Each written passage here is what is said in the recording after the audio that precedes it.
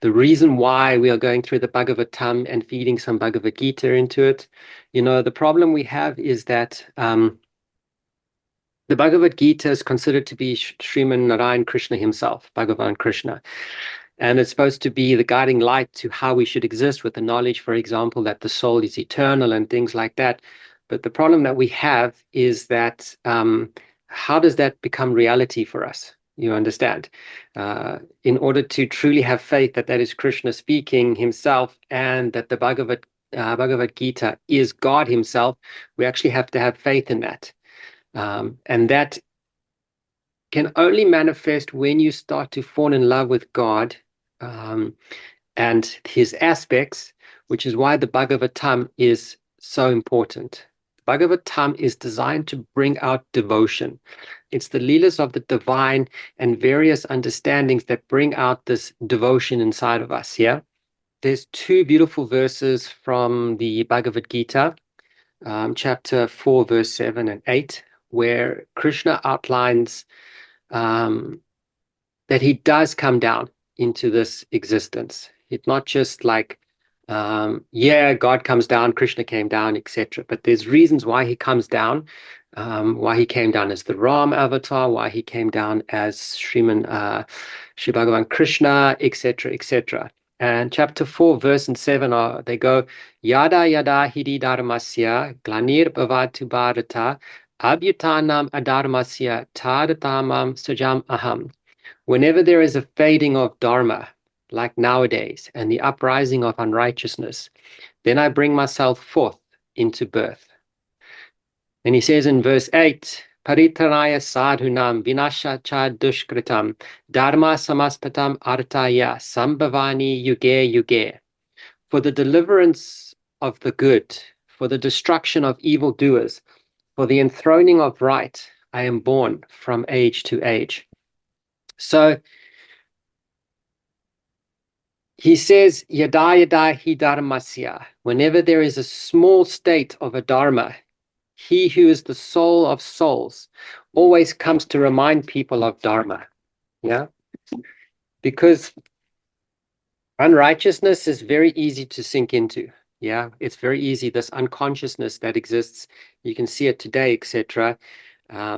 And Krishna, the Lord, always has to come down to remind us of the Dharma. Some people say he comes down also as the Guru continuously to guide souls. But when it needs to be a mass change of consciousness on the planet, then the Lord himself, he comes down to show us the path and to give us this way back to him. So when Krishna manifested, he performed the whole Mahabharata. He performed the Leela with the Pandavas and the Kauravas, and then standing on the battlefield of Kurukshetra was his pinnacle, where he spoke the Bhagavad Gita to Arjuna.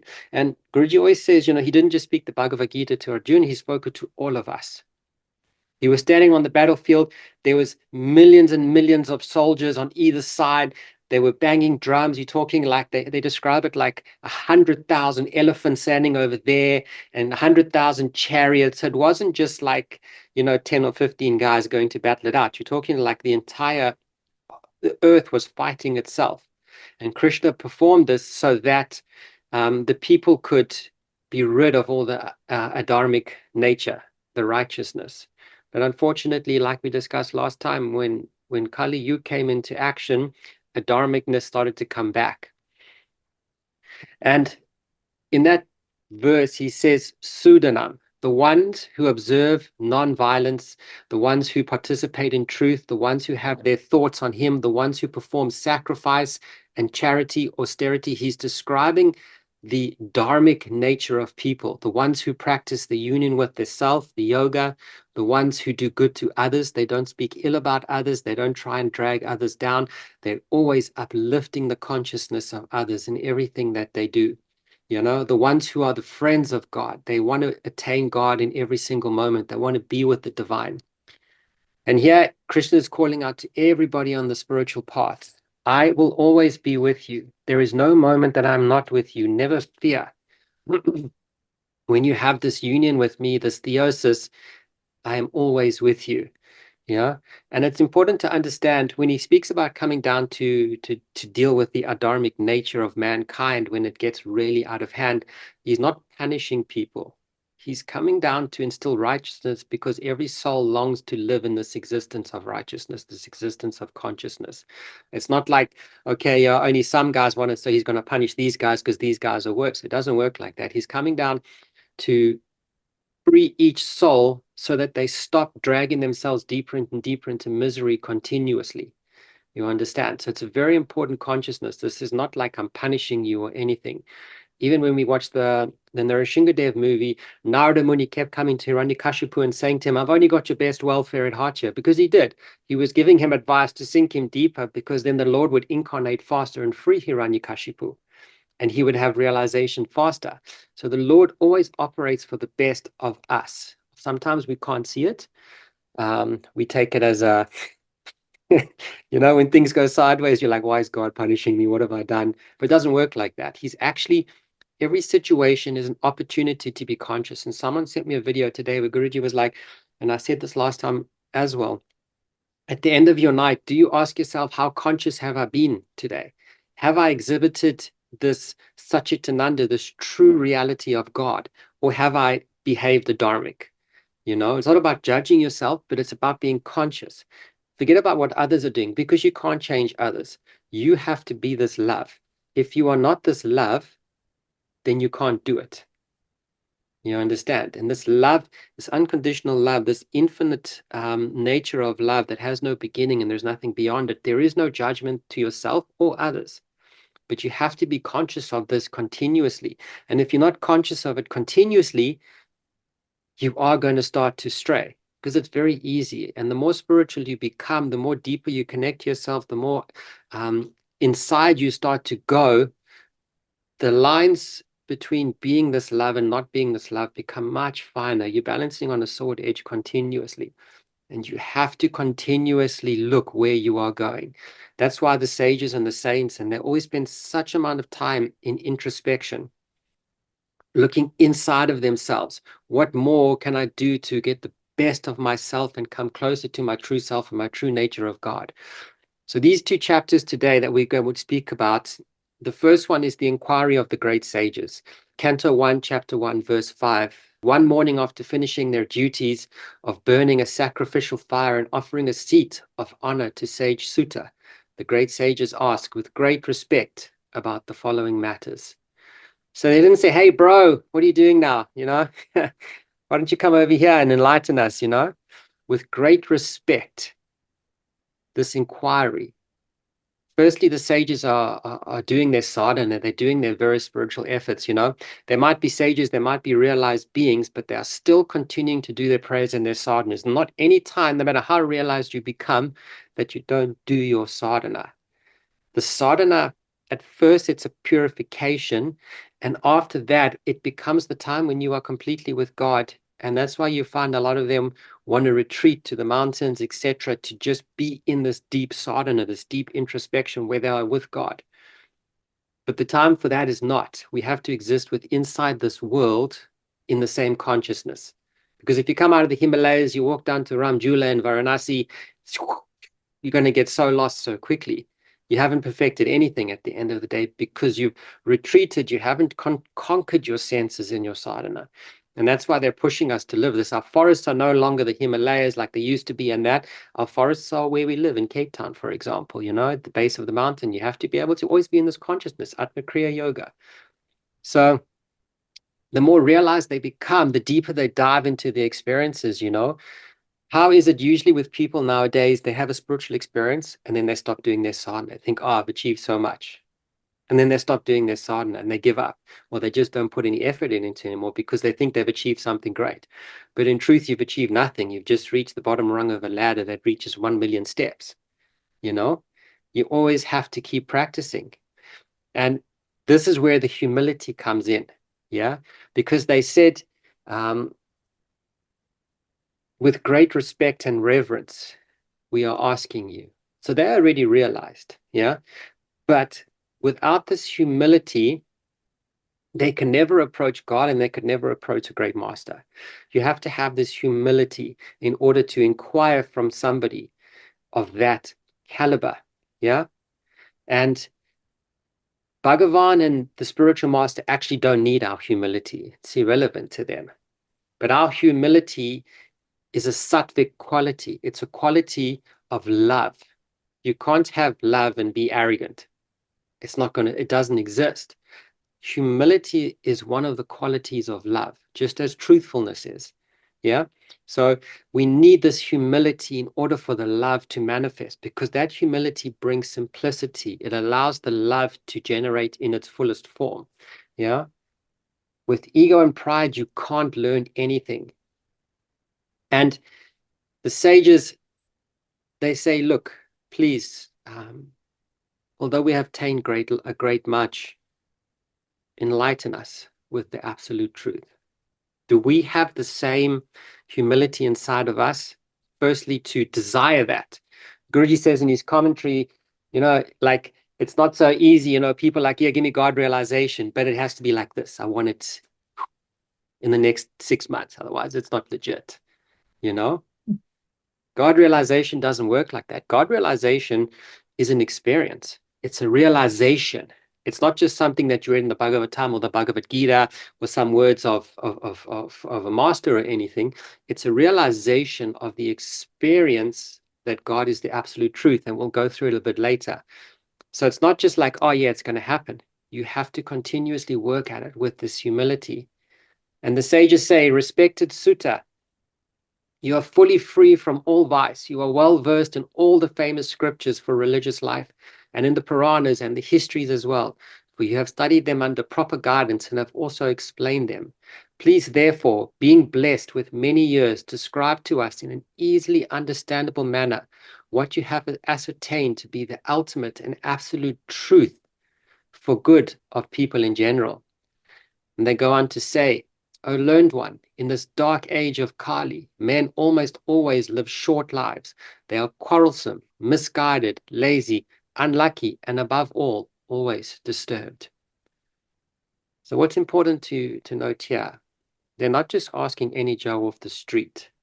Yeah, Sage Sutta has the same humility and the same love through his pure realization that he can actually impart this true knowledge of God back to them.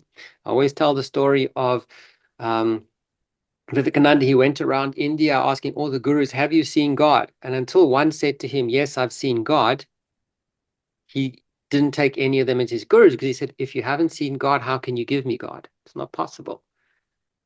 So they are inquiring from somebody who has this first-hand experience, because in this dark age of Kali, in Kali Yuga, in this age of slavery to the mind, slavery to the senses, slavery to the gunas, the 3 modes of material nature, the lifespan on earth is very short. In ancient times, they say people used to live 600-700 years. Because the mind of man was in a much different state. It wasn't so deluded. It wasn't so attracted to the senses, The mind was more calm and focused. And people are always fighting, They're fighting with themselves. They're fighting within their hearts. And that is why it's very hard for us nowadays to have this realization, because we have to calm the senses enough to truly understand the scriptures that are being given to us. And that's when you go from simply hearing and reading to the realization of the truth of the scriptures. When your mind and your senses are calm enough, you are able to go beyond just the words, and you're able to see the truth inside of your heart. So the sages ask Sutta, whose heart itself is an ocean of knowledge. They didn't say your mind is an ocean of knowledge. They said his heart, because the heart is where Bhagavan sits. And when they say your heart is an ocean of knowledge, they're saying, as you have realized that the Lord is seated there, you can give us his direct knowledge coming out of you from the heart, this realization, as opposed to just the mind. And they say to him, there are many types of scriptures, and within them there are many prescribed duties. Please give us the way to reach God for all living beings. So they didn't just ask for humans and themselves. They asked with inquiry to the great sage, give us the knowledge that all living beings are able to realize the absolute truth, that Krishna is everything. Yeah? Not just them or humans. All animals, everything, because Sage Sukadev, who was Suta's guru, he was a parrot that sat on a tree while Shiva was speaking the glories of Srimad to Parvati. And through hearing those leelas and through hearing Lord Shiva speak, he became complete. And he was just a parrot. And from there, he took the birth as Vedavyasa's son. And that's the beauty of the power of the leelas, the understanding of God's glory. No matter what form you are in, even if you are a caterpillar walking across the ground while we were talking about God's glories, the grace and the punya that the caterpillar even earns to take human birth and become a devotee in its next life is possible, which is absolutely beautiful. It's not just for humans. In chapter 13, verse 14 of the Gita, Krishna says to Arjuna, Sarvata panipadam tat sarvato shishira mukhaham sarvata shri muloke sarvam arvata tishtati. And they say his hands and feet on every side of us, his heads and his eyes and his faces are those innumerable visages which we see wherever we turn. His ear is everywhere. His immeasurably fills and surrounds all this world with himself. He is the universal being in whose embrace we live. He's saying the completeness of himself. It's not just like, okay, yes, God is everything. If I put my finger through here, I'm putting my finger through the divine. They talk about this all-pervading expanse that the Sriman Narayan Krishna is. He is everything in this universe. And this is the realization that we are trying to get to, that everything is him, including us. We have the inanimate and the animate. And the animate is the objects with the soul. The inanimate is like a table or the laptop. But this consciousness that he pervades everything, through all his creation, he hears everything. It's not only him when he is connected to someone seated here. He's always listening. And as we are talking, it is him talking and is him listening at the same time. This consciousness of simply hearing it and reading it to a realization of the experience of that is two totally different things.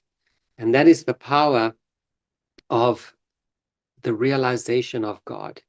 You understand, you see this pervasiveness, you see him completely everywhere.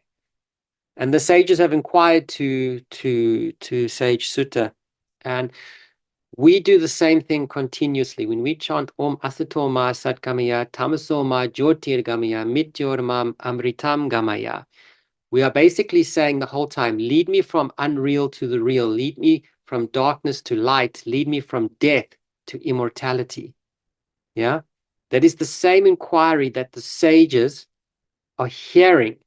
The sages are inquiring from Sutadev. But the question is,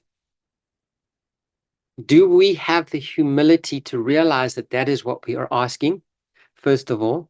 And do we have the humility to listen to the truth of what is coming back to us?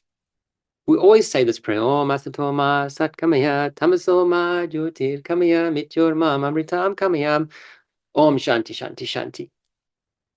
We are asking the same questions the sages ask Sutadev. Take us from the unreal to the real. Enlighten us on the true way to reach the ultimate knowledge, the ultimate truth. We need to find the humility to be able to actually listen to that and listen to the answer coming back to us. In the next chapter of the Bhagavatam, the divinity and service to the Lord. So the sages have asked with humility and respect. Like I said, they didn't just walk up, fist pump, like, hey, bro, can we have some knowledge, please, Because it doesn't work like that. There's no humility in that. They went and they said, a great revered sage, you have attained and listened to your great master Sukadev. Please enlighten us so that we know there's tons of scriptures and there's so much religious principles. It's going to take us lifetimes to learn all of this. There's a beautiful story. I remember Guruji talking about, there was a great saint, and he learnt a portion of the Vedas, and he was so proud of himself, etc., because he thought he had accomplished a lot. And he prayed to Brahma, and he said, look, Brahma, please, can I have a boon that you show me the true greatness of the Vedas? And he was standing on the thing, and Brahma put a little molehill up just in front of him, was like just above his head. And Brahma said to him, this is what you have learnt about the Vedas. And then he said the truth about the Vedas, and this huge mountain the size of the Himalayas appeared in front of him. And he said, this is how much you still have to learn and how great you thought you were. You understand? We know a fraction of a mustard seed of the true scriptures, yeah? Yet they were saying, we understand how immense the scriptures are to learn. Please give us an ultimate shortcut, the same shortcut that your guru gave to King Parikshit. Show us how to attain the Lord beyond all of this. Simple, without having to go through all of the rituals, etc. And they knew at some point in Kali Yuga, this would be one of the greatest scriptures that existed, and the easiest way for people to attain the supreme inside of them. So Canto 1, chapter 2, verse 1, when we talk about the divinity and service to the Lord, Sage Shuta, the son of Romaharshana, being fully pleased with the perfect questions of the Brahmins, thanked them and thus attempted to reply. He had the humility in how he came. It wasn't like, I know everything. There was no pride in him. There was complete humility, even with how he replied. Even though he had attained everything, that humility of the love came through, that gentleness. And the Brahmins ask Sage, please tell us, reveal to us what you have heard from your great guru. Every time you say that that mantra, Om Asato Ma, remember inside of you the humility with what you are actually asking, and say, Lord, reveal this to me. Hold that inside of your heart next time you say the mantra, because this is what you are truly asking. In Sage Sutta, he says, firstly, let me offer my respectful salutations unto Sukadev, the spiritual master, the guru of all sages, the son of Vedavyas, who out of his great compassion for those ardent materialists who struggle to traverse the darkest regions of material existence, spoke this most secret supplement to the best of Vedic knowledge, after having personally assimilated it by experience. And in this verse, Sage Sutta offered his praises and greetings to his guru, Sukadev, who had experienced all the leelas of the Bhagavatam. He doesn't come second, he puts his guru first. And likewise, even if Bhagavan Krishna seems to be separate, when the Lord himself has fully installed himself and all the experiences that he has, he becomes one with you. This is God realization. There is no difference, between the divine and you. And Guruji often jokes about, it's like you suddenly become drunk and you're trying to drive your car, and your best friend says to you, now, and I think it's best if I drive your car from this point, That's what God realization is like. You become so drunk in his love that God puts you in the passenger seat and he starts driving your car for you. You're not driving anymore in your existence. It's only God. And that is the state that you get to. And it's a beautiful experience when you see these saints who are completely unconscious of being conscious, just because they are so immersed in God's love. You can feel it off them, and there's this union with them, and that's why people long to be around them, this divine love that comes from them. In chapter 7 of the Gita, Krishna talks about chapter 7, verse 7, he talks about the absolute truth that I spoke about earlier also. He says, Mata parataram nanyat kinchit ashti dhanam jaya mai sarvam idam protam sutramani gana iva. There is nothing else supreme beyond me, O Dhanam Jaya. On me, all that is here is strung like pearls upon a thread. And Krishna is saying, beyond him, there is nothing There is nothing beyond him. He is everything. He is the infiniteness. Yeah. Can your mind truly grasp an infinite nature when it is existing inside a finite existence? You know, he is endless. He is beginningless. His cosmic body includes everything. He is the cause and the support of the universe and the entire multitude of universes. O Dhanam-jaya, on me, all that is here is strung like pearls upon a thread. All the universes are strung together like pearls on a necklace that he himself wears. Nothing exists beyond him. He is the sole reality. Like the thread holding the pearls, God is holding and sustaining his entire creation. He is in each part of his creation, playing each game, playing each leela. And Lord Krishna made this analogy to show that beyond one's limited perception, everything is only him. Now, there is a difference between, as I say, you hearing me say that and actually realizing it. And that is what the sages are asking Sage Sutadev. Please help us to realize this beyond simple scriptures. Help us to realize this truth that God is pervasive in everything and he is complete. That is what they are asking him with humility to realize. And Sage Sutta goes on to say, after praising his guru, yeah, he didn't say, I am so great. I've done this. I've done that. Thank you for honoring me. Yeah. He said first, all glories to my Gurudev. He didn't even figure inside of that. Yeah. Before reciting the Srimad Bhagavatam, which is the very means of liberation, one should offer respectful obeisances unto the Supreme Lord Sriman Narayan, unto the Rishis Nara and Narayan, unto Mother Saraswati, the goddess of learning, and unto Veda Vyas, the author. Yeah. After praising his gurus, he went into Sriman Narayan, who pervades everything. O sages, I have been properly questioned by you. Your questions are worthy because they relate to the Supreme Lord Sriman Narayan, and so are of value to the world's welfare. Only questions of this sort are able to completely satisfy the self.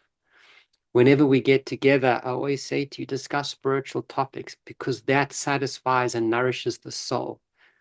After we've done great prayers and yagnas and om chantings, etc., to discuss material topics brings you down because you're taking yourself back into the finite experience. This is why I always say, discuss spiritual questions. Ask spiritual questions like these sages inquiring. Tell me about the true nature of Sriman Narayan. Tell me about the absolute truth, the Satchitananda that exists. Take me beyond this mind to a knowledge that opens my heart and my soul to the truth. Yeah. That is the beauty of what he is saying there, because this satisfies the soul. And this is the only thing that can bring welfare to the world, focusing on something greater than the material existence that we live in right now. Yeah. The highest dharma is the supreme dharma, the dharma of the Atma, the dharma of the true self. We have to exist with this Kriya Yoga, action with the awareness of the divine in every single moment. And that is what the Sage Sutta is saying to them. This is the greatest thing that you have asked. It is for the best, for the welfare of mankind, and an only thing that will nourish the soul. How beautiful do you feel after doing? You know, there's a difference between when we do Om chanting and you do your Kriya and all of this. It is a direct injection into your soul. And that's why the people feel so alive with it. But you have to continuously do it because the material existence always covers it. And you have to get to a point where the material existence doesn't have a chance to cover the soul anymore. And we do this through inquiry and through the prayers and our existence on a continual living this Atma Kriya Yoga. Yeah. Bhakti yoga has to be unmotivated and uninterrupted. It has to be continuous. We always say you have to do your kriya every single day. It has to be done, your sadhana, every single day. It has to be continuous. It has to be uninterrupted for this beautiful leader of God to manifest in your experience and not just become words or whatever, but it actually becomes a realization inside of you. Yeah. And when this happens, it's said that each breath is transformed into the divine name. Each beat of your heart vibrates and beats with the name of the Lord. Then one attains this true self-satisfaction. It's not a satisfaction of the senses or anything like that. It's a self-satisfaction where the Atma is satisfied. Yeah. And Sage Sutta goes on to say, therefore, with one pointed devotion, one should constantly listen to, glorify, remember, and worship the Supreme Lord, Srimad-Narayan, the protector of devotees. The Supreme Lord, Srimad-Narayan, is indirectly linked with the three modes of material nature: passion, which is rajas; goodness, which is sattvic; and ignorance, which is tamasic nature. And only for the material world's creation, maintenance, and destruction, he takes on the three qualities of aspects of Brahma, Vishnu, and Shiva. Out of these three, everyone can derive the ultimate benefit from Srimad Narayan, the form of goodness. In the imparted scriptures, the ultimate object of knowledge is Srimad Narayan, the Supreme Lord. The purpose of performing sacrifice is to please him. Yoga is for realizing him. All your kriyas, the actions that you do in every single moment, are ultimately rewarded by him alone. He is the supreme knowledge, and all severe austerities are done to know him. Dharma is achieved by rendering loving service unto him. He is the ultimate goal of life. It's a lot, but this is the beauty of the Bhagavatam. It's the realization that Srimad Narayan is everything. When you have this love and this devotion, all you want to do is be in his presence. All you want to do is serve his beautiful lotus feet. All you want to do is see him smile in front of you. Nothing else exists beyond that, you know. And this is why we do our sadhana. This is why we practice our bhajans, and we sing the bhajans. This is why we do the pujas, etc., and the yagnas, etc. It's all to just be with him. It's not even to ask anything from him. It's just to help, to ask him to manifest with inside of you. That's why we do all of this. And it's so beautiful. We were discussing last night all the various guys who do a lot of mindful stuff and things, and it has its place. And then I said, it's very beautiful. But above that, above all of this mindfulness, is a connection with God. It's on a different level, the self-realization. And above the self-realization is God realization. It's on a different expanse that your soul needs to reach for, not your mind. Your soul needs to reach out and say, Srimad Narayan, I'm here for you. You know, when we call God's name, we hang our hands in the air, the two hands, because they say when you're in the sea of samsara, the sea of cycle of rebirth and death, you hold both your hands out so God can pull you out as easy as possible when we're singing in glories of his name. You know, you don't just go, yeah, God, help me. You hold both your hands out so that God can pull you out with both your hands. You know, you say, Jai Srimad Narayan, Jai Srimad Narayan, Jai Srimad Narayan. You know, you always want to be in his presence and his love. Yeah. The Srimad Bhagavatam is the literary incarnation of God, and it is compiled by Vedavyas, who is the incarnation of God himself. It is meant for the ultimate good of all people, and it is all blissful, all successful, and all perfect.